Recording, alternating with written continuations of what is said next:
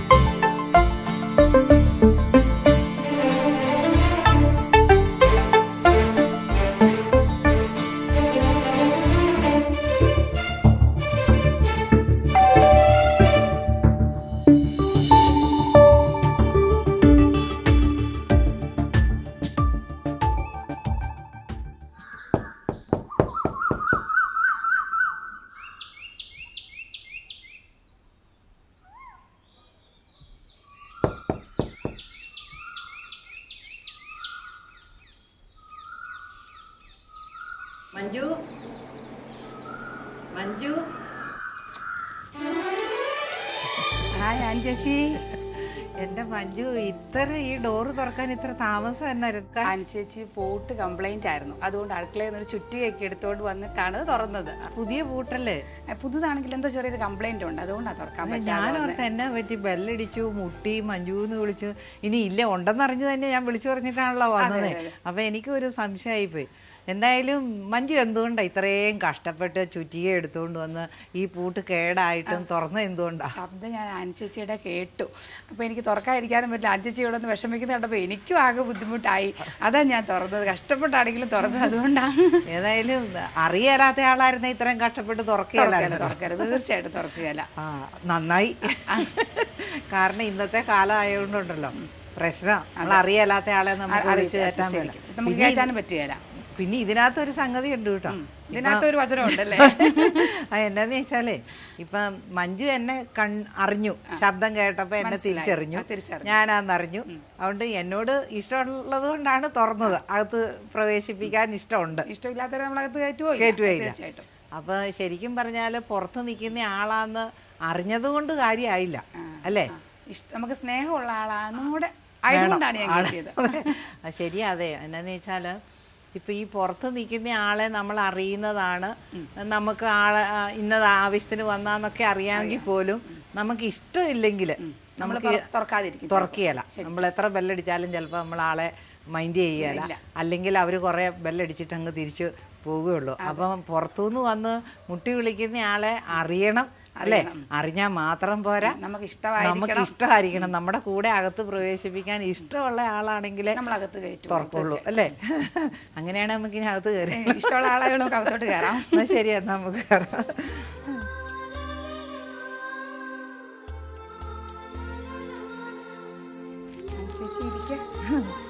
ഞാനിവിടെ ആദ്യം വരുവാ കേട്ടോ. വീട് പണിത് വിളിക്കുകയൊക്കെ ചെയ്തിട്ടും വരാൻ പറ്റിയില്ലായിരുന്നു.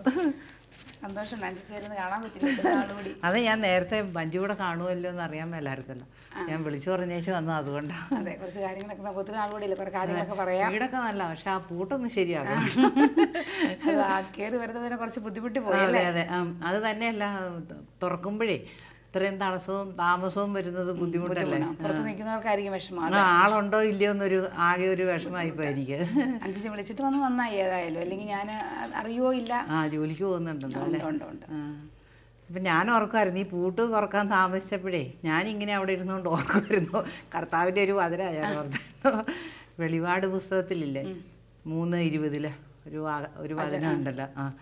ഞാനിതാ വാതിലിൽ മുട്ടുന്നു, ആരെങ്കിലും എൻ്റെ സ്വരം കേട്ട് വാതിൽ തുറന്നു തന്നാൽ ഞാൻ അവൻ്റെ അടുത്തേക്ക് വരും, ഞങ്ങൾ ഒരുമിച്ച് ഭക്ഷിക്കുകയും ചെയ്യും. അപ്പോൾ എനിക്ക് ശരിക്കും ആ വാതിലിൽ മുട്ടിയപ്പോഴൊക്കെ എൻ്റെ മനസ്സിനകത്ത് അതായിരുന്നു, ആ വാതിലിൽ മുട്ടുന്നു. പിന്നെ മഞ്ജുനോട് ഞാൻ ചോദിച്ചില്ലേ ആരാന്നറിഞ്ഞിട്ടാണോ, ആരാന്നറിഞ്ഞില്ലെങ്കിൽ ആരാന്നറിഞ്ഞില്ലെങ്കിൽ തുറക്കില്ലായിരുന്നല്ലോ. പക്ഷെ അറിഞ്ഞാലും അല്ല, നമ്മൾ അറിയുന്ന ആളാണെങ്കിൽ പോലും നമുക്ക് വിശ്വാസവും സ്നേഹവും ഉണ്ടെങ്കിലേ നമ്മൾ തുറക്കുള്ളൂ അല്ലേ. അപ്പം അതുപോലെ ഈശോ വന്ന് മുട്ടി വിളിക്കുന്നുണ്ട് നമ്മളെ, ഓരോരുത്തരെ മുട്ടി നമ്മുടെ ഹൃദയവാതിലിൽ മുട്ടുന്നുണ്ട്, വീടിൻ്റെ വാതിലിൽ മുട്ടാം, നമ്മൾ അറിയുന്നില്ലെന്നേ ഉള്ളൂ.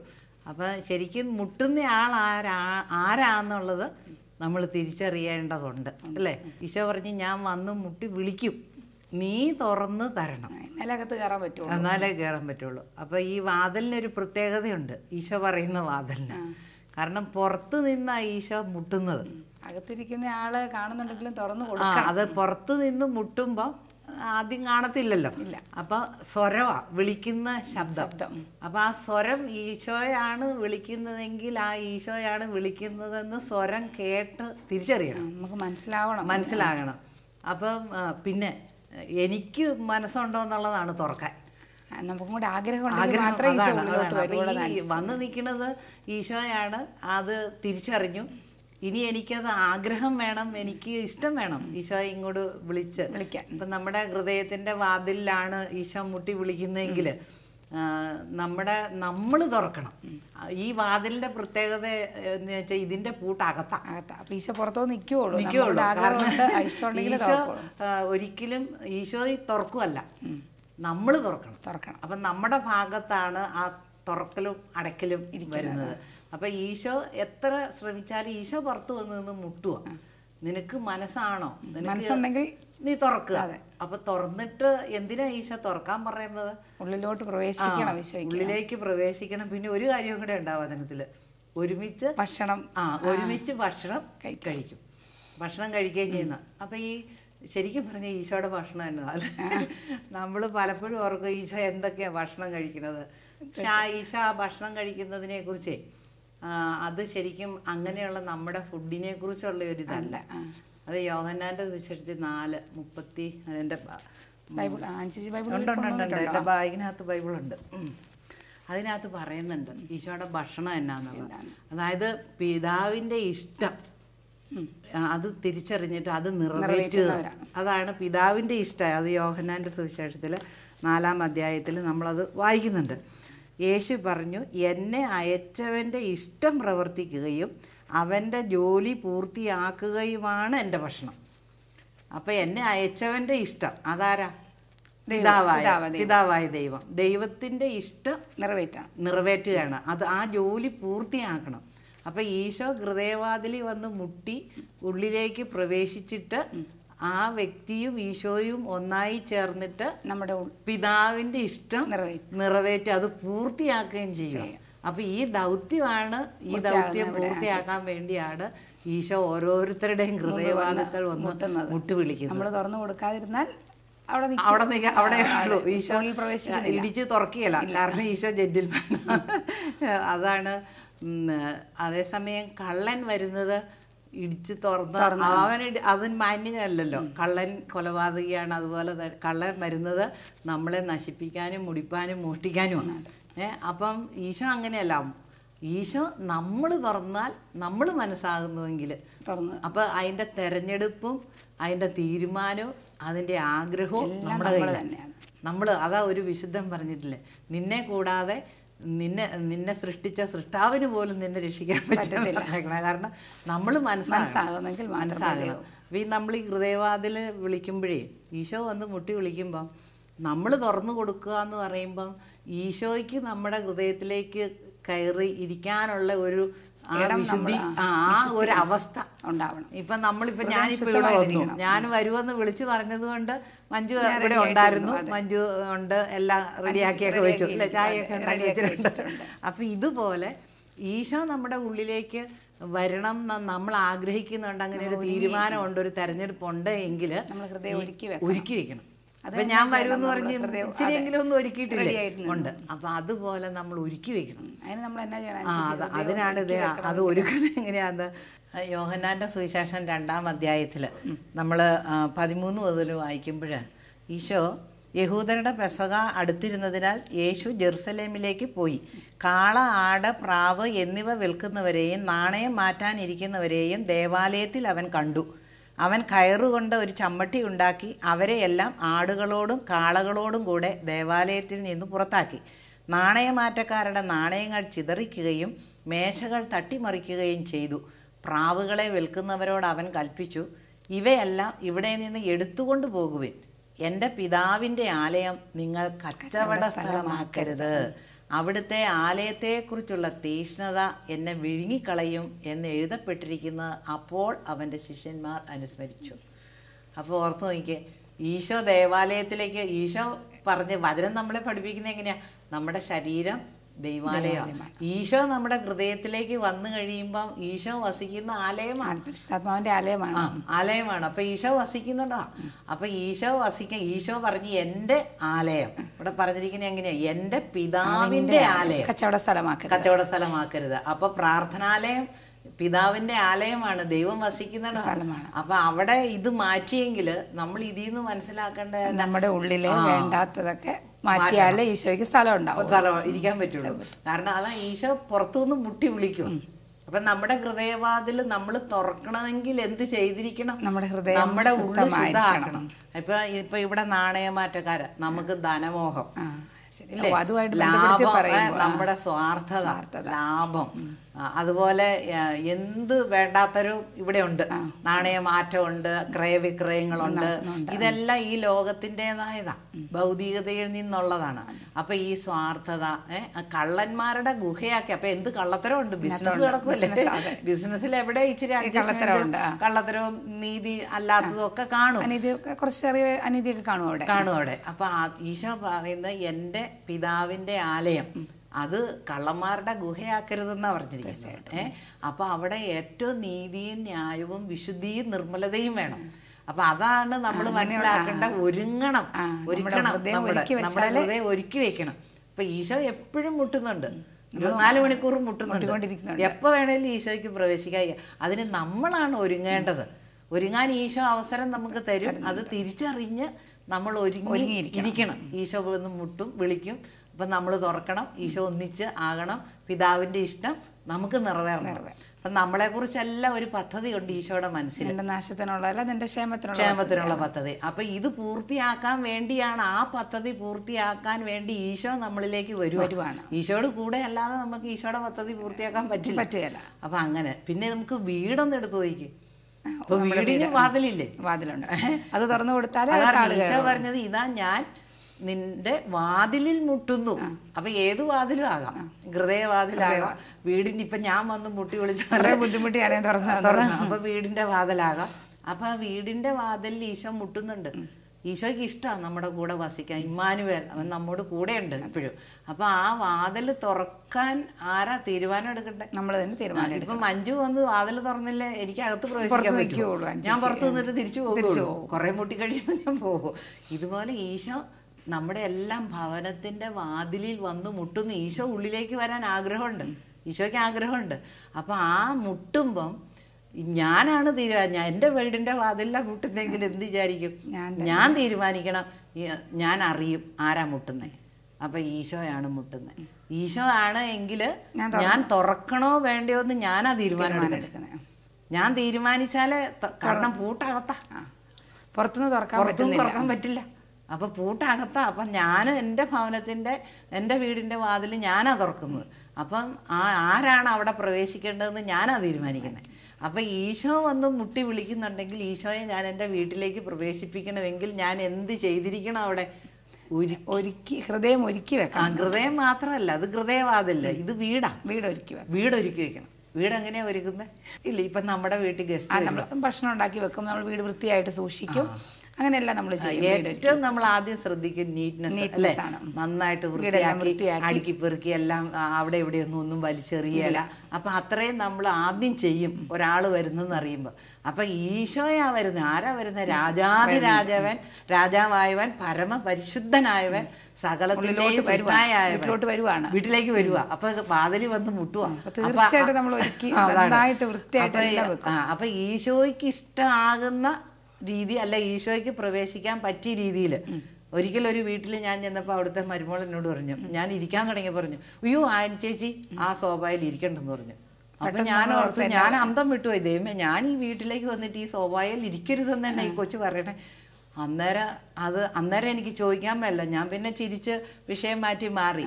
അത് കഴിഞ്ഞ് പിന്നെ മുറി കയറി കട്ടിലേലിരിക്കാൻ നേരത്ത് ചേച്ചി ആ കട്ടിലേലിരിക്കരുത്. ഓ ഇതന്നെ ഈ കൊച്ചിന് വല്ല കുഴപ്പമുണ്ടോന്ന് എനിക്ക് തോന്നി.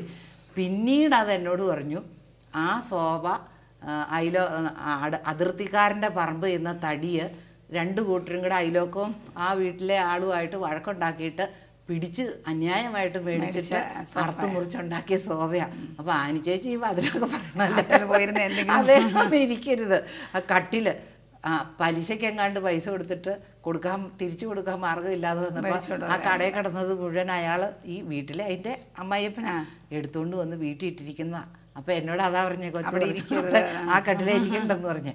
അപ്പൊ ശരിക്കും നമ്മൾ ചിന്തിക്കേണ്ട കാര്യമാണ്, നമ്മുടെ വീട്ടിനകത്തുള്ള ഉപകരണങ്ങൾ, നമ്മുടെ ഫർണിച്ചർ, നമ്മുടേതായ ആ വീട്ടിൽ ഉപയോഗിക്കുന്ന ഉപയോഗ വസ്തുക്കൾ, ഇതെല്ലാം നമ്മൾ നീതിയിലാണോ സമ്പാദിച്ചിരിക്കുന്നത്? ആരുടെയെങ്കിലും കണ്ണുനീര് അതേലുണ്ടോ?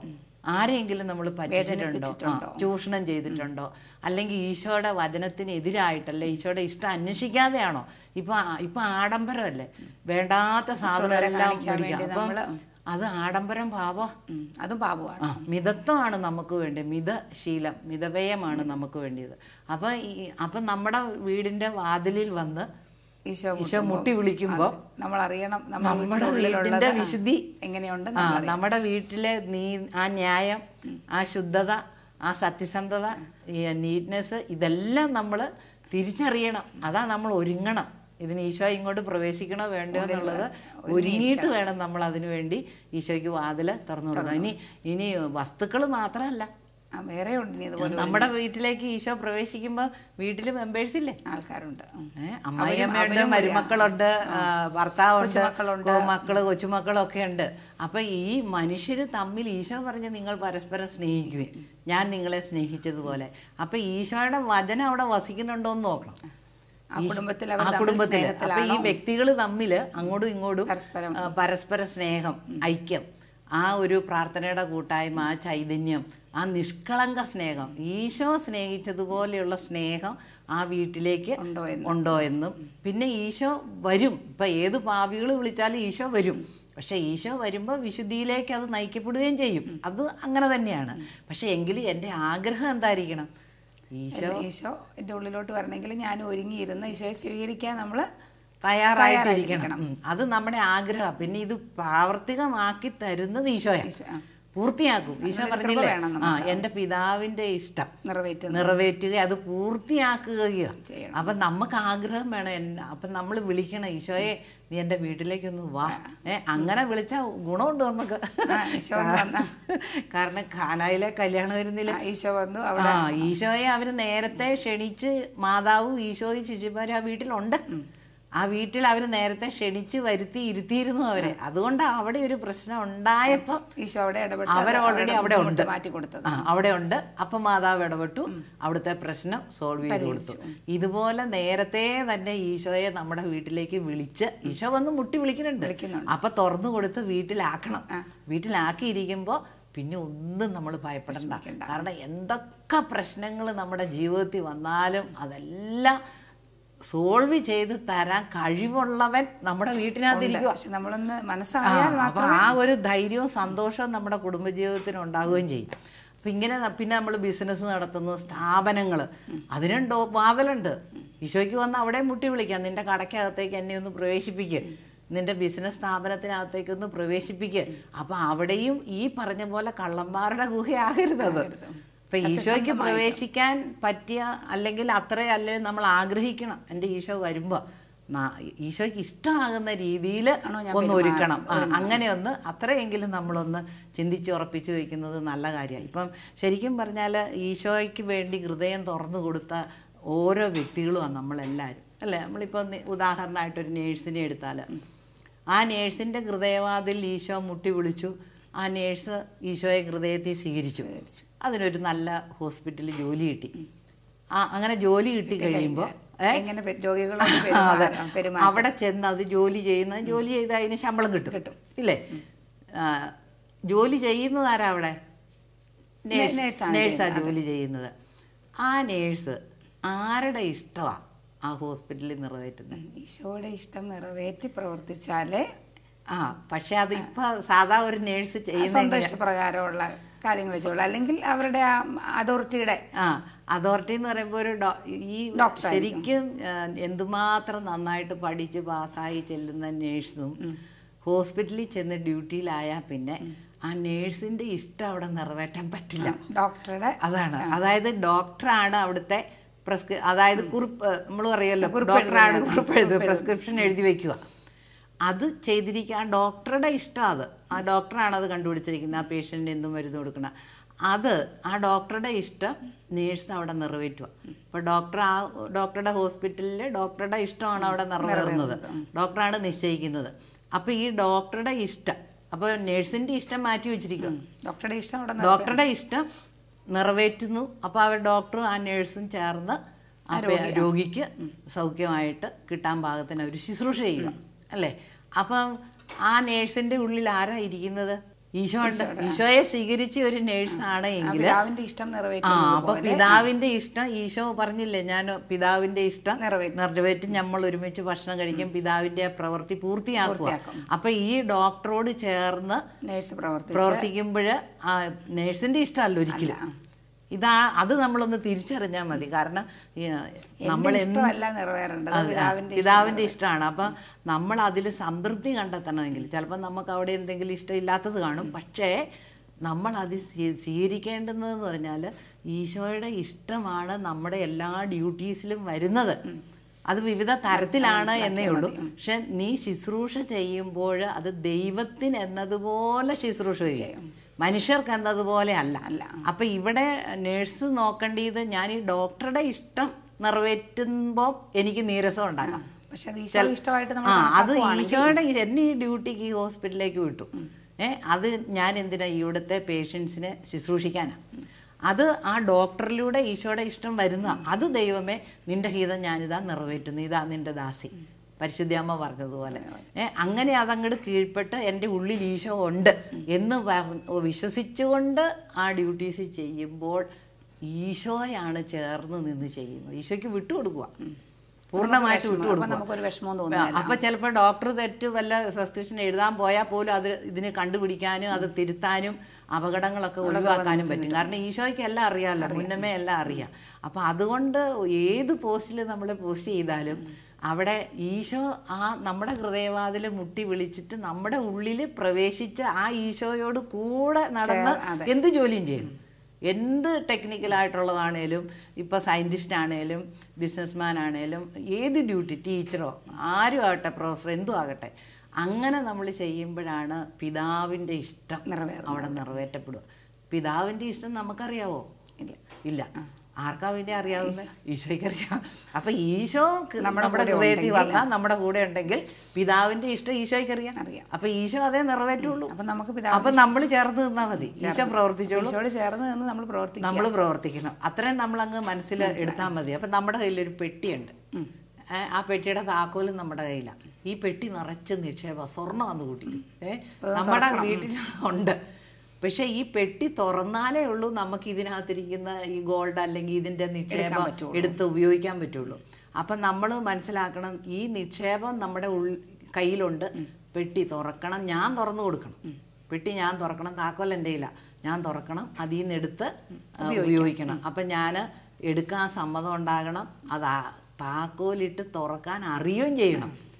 അപ്പം അതും വേണം. ഇത്രയുണ്ടെങ്കിലേ നമുക്ക് തുറന്നത് എടുക്കാൻ പറ്റുള്ളൂ. അതുപോലെ വിശുദ്ധ കുർബാന, വിശുദ്ധ കുർബാനയിൽ നിക്ഷേപ ഈശോ ഉണ്ട്, അനുഗ്രഹമുണ്ട്. അപ്പം ഞാനത് തുറക്കണം, അതിനൊരു താക്കോലുണ്ട്. അതേത് താക്കോലാന്നറിയാമോ? വിശ്വാസം. ആ വിശ്വാസം എന്ന താക്കോലിട്ട് നമ്മൾ അത് തുറക്കുക. കാരണം ഈശോ ഉള്ളിലേക്ക് വരുക. ഞാൻ തുറക്കണം, ഞാൻ വിളിക്കണം. അപ്പം ഞാൻ പ്രവേശിപ്പിക്കാൻ ആഗ്രഹിക്കണം, തിരഞ്ഞെടുക്കണം, തീരുമാനം എടുക്കണം. എനിക്കറിയണം ഞാനതിന് ഈശോയെ വിളിച്ച് എനിക്ക് ഉൾക്കൊള്ളാൻ തക്ക രീതിയിൽ ഈശോ ചെറുതായി ചെറുതായി ചെറുതായി ചെറുതായി അപ്പത്തിൻ്റെ രൂപത്തിൽ രൂപസിയായിട്ടിരിക്കുക. അപ്പം ഞാനിത് തിരിച്ചറിയണം. ഈശോ വന്ന് എന്നെ മുട്ടിക്കൊണ്ടിരിക്കുക ഉള്ളി പ്രവേശിക്കാൻ, എന്നിട്ട് ഒരുമിച്ച് ശുശ്രൂഷ ചെയ്യാനാ, പിതാവിൻ്റെ ഇഷ്ടം നിറവേറ്റാനായിട്ട്. അതുപോലെ നമ്മുടെ വിവാഹം അതും ഒരു വാതിലാണ്. ഒരു പുതിയ ജീവിതത്തിലേക്ക് ഒരു സ്ത്രീയുടെ ജീവിതം പ്രവേശിക്കുക. അപ്പം അവിടെ ഇതുപോലെ ആ ജീവിതത്തിൽ ഹൃദയത്തിൽ ആര് വേണം? ഈശോയായിട്ട് വീട്ടിലേക്ക് ചെല്ലണം. അപ്പം ആ ഭർത്തൃഭവനത്തിലേക്ക് കടന്നു ചെല്ലുമ്പോൾ അവിടെ നമ്മൾ ആരുടെ ഇഷ്ടമാണ് നിറവേറ്റുന്നത്? ഭർത്താവിൻ്റെ, അമ്മായിയമ്മയുടെ, അമ്മായിയപ്പൻ്റെ, ആൾക്കാരുടെ ഒക്കെ ഇഷ്ടം. അങ്ങനെ എല്ലാവരുടെയും കൂടെ ഇഷ്ടം നിറവേറ്റി ജീവിക്കാൻ പറ്റും. അപ്പൊ ഈശോ കൂടെ ഉണ്ടെങ്കിൽ പിതാവിന്റെ ഇഷ്ടമാണ് നമ്മളും അവിടെ ചെയ്യേണ്ടത്.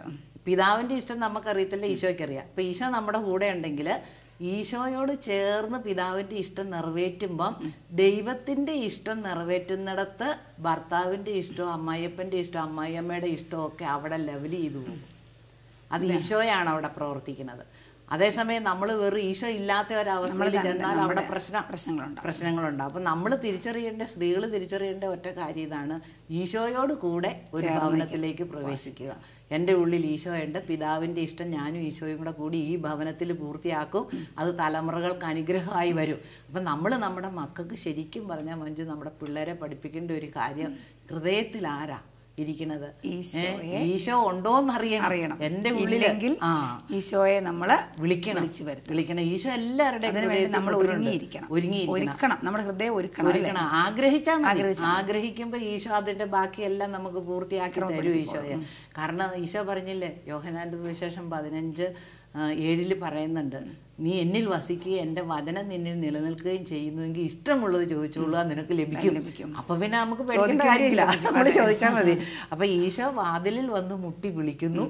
ഞാൻ തുറന്നു കൊടുക്കാൻ എനിക്ക് സമ്മതം വേണം, ഒരു തീരുമാനം വേണം, തുറക്കാൻ എനിക്ക് അറിയണം, ഞാൻ ആഗ്രഹിക്കണം. ഇത്രയും കാര്യങ്ങൾ ഈശോയെ വെച്ചിട്ടൊന്ന് ചിന്തിച്ചിട്ട് ഞാൻ എൻ്റെ ഈശോയെ നീ എൻ്റെ ഉള്ളിലേക്ക് വരുത്തണം. തീരുമാനം. പിന്നെ ആഗ്രഹിക്കണം, ഈശോയെ നീ എൻ്റെ ഹൃദയത്തിൽ വന്നേ പറ്റൂ, ഞാൻ ആഗ്രഹിക്കുക. അപ്പം ഞാൻ തുറക്കാൻ പഠിക്കണം. കർത്താവേ, നീ എന്നെ കരുണയോടെ കനിയണമേ. കാരണം ഈശോ സ്നേഹമാണല്ലോ, നമ്മുടെ യാതന പ്രാർത്ഥനയും കേൾക്കും. അപ്പോൾ യാചിക്കുന്നതൊക്കെ കിട്ടും. അപ്പം ഈശോ നമ്മുടെ ഉള്ളിലേക്ക് വരും. ഏത് പോസ്റ്റിലോ, ഏത് ഡ്യൂട്ടിയിലോ, ഏത് കുടുംബത്തിലോ നമുക്ക് ജീവിക്കാൻ ഒരു പ്രയാസവും ഇല്ല. കൂട്ടുപിടിക്കണം. ഈശോ എൻ്റെ ഹൃദയത്തിലുണ്ടെന്ന് ഉറപ്പാക്കണം. നമ്മുടെ മക്കളോടും പറയണം, ഹൃദയത്തിൽ ഈശോയെ വിളിക്കണം. ഈശോയെ നീ എൻ്റെ ഹൃദയത്തിലേക്ക് വാ, ഈശോയെ നീ എൻ്റെ ഭവനത്തിലേക്ക് വാ. അപ്പോൾ ആ വിളിക്കുന്ന രീതിയാണ് വചനം വായിക്കുന്നതും സന്ധ്യയ്ക്ക് കുടുംബ പ്രാർത്ഥന നടത്തുന്നതും വിശുദ്ധകുർബാനയില് കൂദാശ ജീവിതം നയിക്കുന്നതൊക്കെ ഈ വിളിക്കല. ഈശോ മുട്ടുന്നു, നമ്മൾ തുറന്നു കൊടുക്കുന്നു, ഈശോ ഉള്ളിൽ പ്രവേശിക്കുന്നു, പിതാവിൻ്റെ ഇഷ്ടം നിറവേറ്റുന്നു, അത് പൂർത്തിയാക്കുകയും ചെയ്യുക.